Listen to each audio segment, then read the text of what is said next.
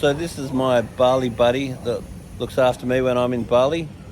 His name is Putu, Hi.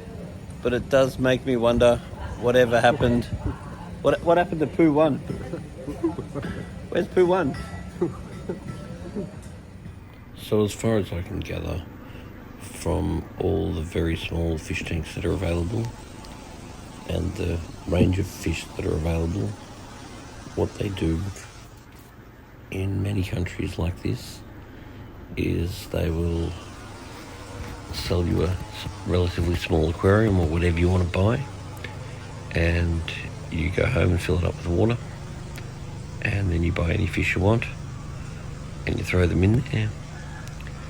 Particularly if you've got friends coming over and you want to impress them, then you might go to the aquarium and buy a bunch of fish, and they'll look good swimming around in your aquarium for whatever period of time they're capable of doing that. Then those fish are inevitably going to die off unless you're providing the fish with the right environment, which there seems to be very little focus on what you need to provide the right environment for these monstrous fish. Then it's almost inevitable that most of these fish are going to fairly quickly perish, in which if you'd like your tank looking good again, then you pop down to the shop again, buy some more fish and go again. So depending on the person, a lot of the fish may be viewed as much more of a bunch of cut flowers. So it's a bit of a sad thought, but something that was a little bit interesting is when I did confront one of the people that work there and just asking them more information and basically accusing them of putting a fish tank and putting fish in there and those fish dying. So I sort of said, well, so you buy fish, you put them in the tank, and then those fish die. And then he also said, well, what do you do? And I guess that's a bit of a valid point. So we do put fish into the tanks. We typically look after them very well. We tend to give those fish quite a good life. But judgment aside, they do eventually die. So, very interesting way of looking at it. Anyway, comment on the bottom and let us know your thoughts or what you might know, particularly about fish keeping in different countries, and your view of it. Personally, I love the hobby, and I think the hobby is progressing very well. And even if you look at the standard overseas, if you judge it on our standard in Australia, our standard is actually very high. But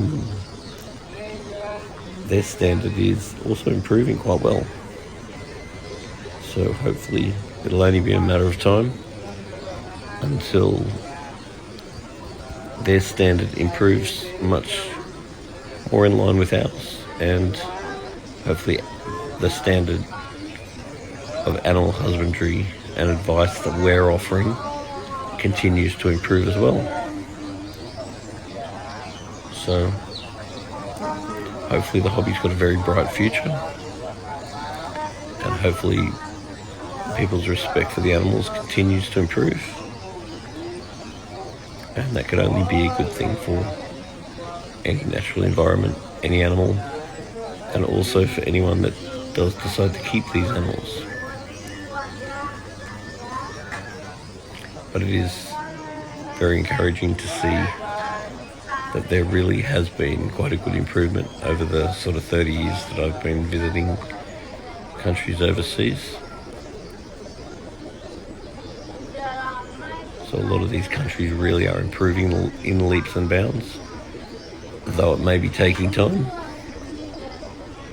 And it's all very easy for us in the first world to judge what they do.